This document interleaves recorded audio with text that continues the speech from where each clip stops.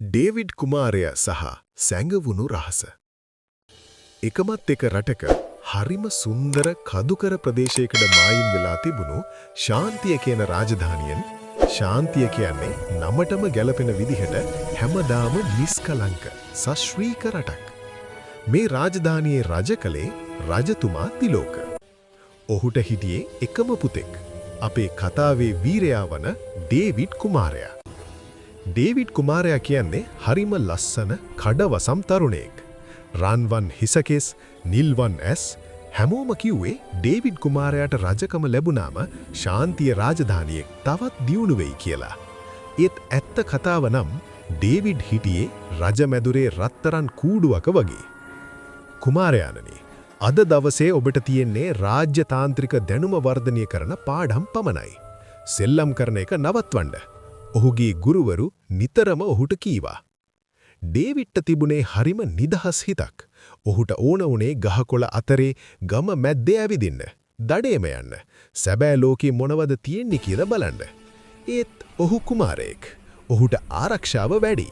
හැම පියවරක්ම මැනලා, තීන්දුව කරලා, සැලසුම් කරලා තිබුණේ. මේ මාලිගාවේ හැමදේම තියෙනවා. ඒත් මට කිසිම දෙයක් නෑ වගේ දැනෙන්නේ ඇයි? ඩේවිඩ් නිතරම කල්පනා කළා.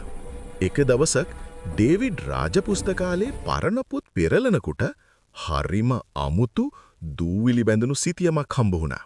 ඒක සාමාන්‍ය සිතියමක් නෙවෙයි. ඒක හදලා තිබුණේ පරණ සත්තුන්ගේ හම් වලින්. ඒක ලියලා තිබුණේ මෙහෙමයි: ශාන්තියේ සැබෑ ශක්තිය සොයා යන ගමන. ඒ ගමන පටන් ගන්නේ මාලිගාවේ බිත්ති වලින් එපිට. ඊට පස්සේ සිතියම පෙන්නුවේ කඳු, කාන්තාර සහ රහසිගත ගම්මාන. සැබෑ ශක්තිය. ඒ කියන්නේ අපි දන්නේ නැති රහසක් තියෙනවද? ඩේවිඩ් රහසින් මේ සිතියම ඔහුගේ පපුව ළඟ තියාගත්තා. ඔහු තීරණය කළා. ඔහුට ඕන වුණා මේ ශාන්තියේ සැබෑ ශක්තිය මොකක්ද කියලා හොයාගන්න. රෑ එළි වෙනකන් ඩේවිඩ් කුමාරයා සිතියම අධ්‍යයනය කළා. ඔහු දැනගෙන හිටියා ඔහුට කුමාරයෙක් විදිහට මේ ගමන යන්න බැරි බව.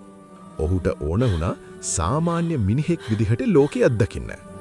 ඔහු මාලිගාවේ සේවකයෙක් වගේ ඇඳුම් ඇඳගත්තා. ඔහුගේ මිල අධික සපත්තු දෙක ගලවලා පරණ දැලි බැඳුණු සපත්තු යුගලයක් ඇඳා. කිසිම ආරක්ෂකයෙකුට දැනෙන්න නොදී ඩේවිඩ් කුමාරයා රාජධානියේ බිත්ති වලින් රහසින් පිට වුණා. මේක තමයි නිදහස. මේ හුළඟේ තියෙන සුවඳ මට මීට කලින් දැනුනේ නෑ. පළවෙනියටම ඩේවිඩ් ගියේ රාජධානියට මායිම්ව තිබුණු ගම්මානයකට. එතන තිබුණේ ඊටාම දුක්පත් එදිනෙදා ජීවත් වෙන්න සටන් කරන මිනිස්සු. ඩේවිඩ් කුමාරයා හිතාගෙන හිටියේ හැමෝම සතුටින් සමෘද්ධියෙන් ඉන්නවා කියලා. ඒත් ඇත්තට මෙහෙම නෙවෙයි.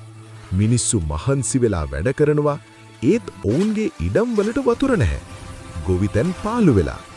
අනේ සහෝදරයා, ඔයා අලුත් කෙනෙක් වගේ. මෙහෙ බඩගින්නේ ඉන්න ආරිට උදව් කරන්න ආවද? වයස්සක ගොවියෙක් ඩේවිඩ්ගෙන් ඇහුවා. ඩේවිඩ්ට කතා කරගන්න බැරි වුණා. ඔහු මේ තරම් කිට්ටු ඉන්න මිනිස්සුන්ගේ දුක දැකලා නැහැ. ඔහු මාලිගාවේ හිටිය කාලේ ඇමතිවරු නිතරම කිව්වේ සියල්ල හොඳින් කියලා. මට කුමාරයෙක් විදියට කිසිම දෙයක් කරන්න බැරි වුණා, ඩේවිඩ් හිතුවා. ඔහු තීරණය කළා. ඔහු කුමාරයා කියන හැඳුනුම්පත පැත්තකින් තියන්න ඕනේ. ඔහු සාමාන්‍ය මිනිහෙක් වෙන්න ඕනේ. ඩේවිඩ් ගමේ මිනිස්සුන්ට උදව් කරන්න පටන් ගත්තා. ඔහුට දහඩිය දානකම් මහන්සි වෙන්න සිද්ධ වුණා. ඔහු මීට කලින් පොරවක්වත් අල්ලලා තිබුණේ නැහැ. අතේ පොඩි බිබිලි හැදුනා.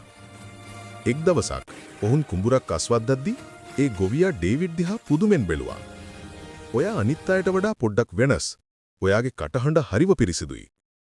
අනේ මම දුර පළාතකින් ඉඳන් ආව කෙනෙක්. මම ගුරුවරයෙක් වුණා. ඩේවිඩ් බොරුවක් කීවේ අමන්ගේ රහස ආරක්ෂා කරගන්න ඕන නිසා. සිතියමේ ඊළඟ කොටස තිබුණේ කඳුකරේ. ඩේවිඩ් ගමට සමුදීලා කඳු නැගින්න පටන් ගත්තා. කඳුකරේදී ඔබට හම්බ වුණේ තවත් අමුතු දේවල්. කඳුකරේ මිනිස්සු ජීවත් වුණේ වනාන්තරයත් එක්ක එකතු වෙලා. ඔවුන් රහස් දැනගෙන හිටියා. කඳුකරේදී ඩේවිඩ්ට හම්බ වුණා වලාකුළු වෙදහාමි කියන කෙනෙක්. ඒ වයසක මිනිස්සයා ඩේවිඩ් දිහා බැලුවේ හරියට ඔහු කුමාරයෙක් කියලා දන්නවා වගේ. තරුණයා, ඔයා ආවේ රත්තරන් පුටුවක ඉඳන් නේද? ඔයා මෙහෙ පෑගුවේ බොහොම අමාරුවෙන් නේද? වෙදහාමි ඇහුවා. ඔව්, මට අමාරුයි. මම රජමෙදුරෙන් ආවේ. ඩේවිඩ් තීරණය කළා බොරු නොකියන්න. මම දන්නවා. ඔයාගේ ඇස්වල තියෙනවා රජපෞලේ දිලිසීම. ඒත් ඔයාගේ අත්වල තියෙනවා දුප්පත් ගවීන්ගේ රළු බව. ඒක හරිම පුදුමයි. වෙදහාමි ඩේවිඩ්ට දුන්නේ විශාල පාඩමක්. ඒ පාඩම තමයි සැබෑ ශක්තිය තියෙන්නේ බලය නෙවෙයි දෙනුමේ. වෙදහාමි ඩේවිඩ්ට කඳුකරේ ඔසු පැලෑටි ගැන, කාලගුණය වෙනස් වෙන හැටි ගැන, පොළවේ කතාව ඇහෙන හැටි ගැන කියා දුන්නා. ඒ දවස්වල ඩේවිඩ් ඉගෙනගත්ත දේවල් ඔහු මාලිගාවේ අවුරුදු 10ක් ඉගෙනගත්ත දේවල් වලට වඩා වටිනවා. සිතියේමේ ඊළඟ ඉලක්කය වුණේ රාජධානියේ නැගෙනහිරට මායිම්ව තිබුණු මැරණි කාන්තාරය. කාන්තාරය? එතන මරණය විතරයි තියෙන්නේ, වෙදහාමි කිව්වා. ඒත් සැබෑ නායකයෙක් බය වෙන්නේ නැහැ. ඔයාට යන්නම වෙනවා. ශාන්තියේ සැබෑ ශක්තිය තියෙන්නේ එතන. ඩේවිඩ් වෙදහාමිට සමුදීලා කාන්තාරයේ දෙසට ගියා. ඔහු දැන් සාමාන්‍ය මිනිහෙක්. ඔහුට තනියම ජීවත් වෙන්න පුළුවන්. දඩයම් කරන්න, වතුර හොයාගන්න, අමාරු පාරවල් වල යන්න ඔහු දන්නවා. කාන්තාරයේදී ඔහුට මුණ ගැහුණා අසරණ සංචාරක කණ්ඩායමක්. ඔවුන්ට මංමුලා වෙලා. වතුර නැහැ. සේරම ඉවරයි. අනේ කරුණාකරලා අපිට උදව් කරන්න. එක් කාන්තාවක් කෑ ගැහුවා. ඩේවිඩ් දැන් කුමාරයෙක් නෙවෙයි. ඔහු සංචාරකයෙක්. ඔහුට ඉස්සෙල්ලාම කරන්න ඕන උනේ තමන්ගේ ජීවිතේ බේරගන්න එක.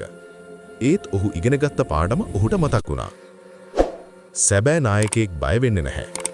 ඩේවිඩ් ඔහුගේ සිතියම ගත්තා. ඔහු වෙදහාමිගෙන් ඉගෙනගත්ත දැනුම පාවිච්චි කළා. ඔහු පොළවට කන් දුන්නා. සීතල පොළව කියන තැන වතුර තියෙන්න ඕනේ. වෙදහාමි කියපු දේ ඩේවිඩ්ට මතක් වුණා. ඔහු කාන්තාරයේ දූවිලි සහිත පොළව අතගාලා බැලුවා.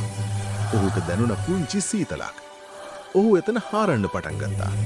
පැය ගානකට පස්සේ ඔවුන්ට පිරිසිදු වතුර හම්බ වුණා.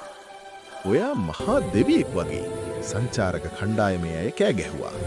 නැහැ, මම දෙවියෙක් නෙවෙයි. මම සාමාන්‍ය මිනිහෙක් විතරයි. මම ඉගෙන ගත්තා මේ පොළවට කන් දෙන්න. ඩේවිඩ් සිනාසෙමින් කීවා. ඔවුන් කාන්තාරයෙන් එළියට ආවා. සිතියමේ අවසාන කොටස පෙන්නුවේ රාජධානියේ පැරණි අතහැර දැමූ පන්සලක්. ඩේවිඩ් පන්සලට ගියා. ඒක අවුරුදු 100 ගානක් පැරණි තැනක්. ඒකේ ඇතුලේ කිසිම දෙයක් තිබුණේ නැහැ. දූවිලි මකුළු දැල් විතරයි. ශාන්තිය සැබෑ ශක්තිය මේකද? ඩේවිඩ් කලකිරුණා. ඔහු සිතියමේ අන්තිම කොටස බැලුවා. ඒකේ තිබුණේ ඩේවිඩ්ගේම රූපය. ඩේවිඩ්ගේ ඇස්වල තිබුණා ගොවියාගේ රළු බව, වෙදහාමිගේ ප්‍රඥාව සහ කාන්තාරයේ අත්දැකීම. ඒත් එක්කම පන්සලේ බිත්තියේ තිබුණු ලොකු ගලක් ලිස්සලා ගියා. ඇතුලේ නාවේ එලියක්. ඒ එළිය ගියේ ඩේවිඩ්ගේ හදවතට. ඩේවිඩ්ට දැනුණා පුදුම ශක්තියක්. ඒ ශක්තිය තේරුණා. ශාන්තියේ සැබෑ ශක්තිය තියෙන්නේ මිනිසුන්ගේ දුක තේරුම් අරන් වැඩ කරන නායකයා තුලයි. ඒක තියෙන්නේ ඔයාගේ හදවතේ. ඩේවිඩ් තේරුම් ගත්තා. සැබෑ ශක්තිය කියන්නේ රන් පුටුවක් නෙවෙයි. ඒක මාලිගාවක් නෙවෙයි. ඒක පොත්වලින් ඉගෙන ගන්න පුළුවන් දෙයක් නෙවෙයි. ඒක තියෙන්නේ පොළව පාගලා, දහඩිය දාලා, දුක් විඳලා ලබන අත්දැකීම ඇතුලේ. ඩේවිඩ් කුමාරයා ආපහු මාලිගාවට ආවා. ඔහු මාලිගාවේ සේවකයෙක් වගේ ඇඳගෙන හිටියා. මුලින්ම ආරක්ෂකයින් ඔහුට ඇතුළට එන්න දුන්නේ නැහැ. මම ඩේවිඩ් කුමාරයා, ඔහු කීවා. ඔහුගේ කටහඬේ තිබුණේ වෙනමම ගාම්භීරත්වයක්. ඔහුගේ ඇස්වල තිබුණේ වෙනමම දීප්තියක්. රජතුමා තිලෝක පුදුම වුණා. පුතේ, ඔයාට මොකද වුනේ? තාත්තේ, මම ශාන්තියේ සැබෑ ශක්තිය හොයාගත්තා. ඒක තියෙන්නේ අපේ මිනිස්සුන්ගේ දුක් වේදනාවලට සවන් දීම තුලයි. අපේ රාජධානියේ භාගයක් දුකෙන් ඉන්නවා. ඒක අපිට මාලිගාවේ ඉඳන් ඇහෙන්නේ නැහැ. ඩේවිඩ් කුමාරයා එදා ඉඳන් සම්පූර්ණයෙන්ම වෙනස් වුණා. ඔහු රජකම ගත්තාම ඔහු හැමදාම මිනිස්සුන්ගේ දුක ඇහුවා. ඔහු දැන් පොතේ දැනුම නෙවෙයි පාවිච්චි කළේ. ඔහු පාවිච්චි කළේ පොළව පාගලා ඉගෙනගත්ත ප්‍රඥාව. ඔහු මුදින්ම කළේ ගම්මානවලට වතුර ගෙනියන වැඩපිළිවෙලක් හදන එක. ඊට පස්සේ කඳුකරේ මිනිස්සුන්ට උදව් කරන එක. ඔහු රජ කළේ එළියේ ඉඳන්, රජ මාලිගාවේ ඉඳන් නෙවෙයි. ශාන්තිය රාජධානිය කලින්ටත් වඩා ශාන්තියෙන් පිරුණා. ඩේවිඩ් කුමාරයා එදා හොයාගත්ත සැබෑ ශක්තිය ඒ රාජධානියට සදාකාලික ආශිර්වාදයක් වුණා. ඒ ශක්තිය රන්වන් ඔටුන්නක නෙවෙයි තිබුණේ දහඩිය දාපු රළු වූ සාමාන්‍ය මිනිසෙකුගේ දෑති.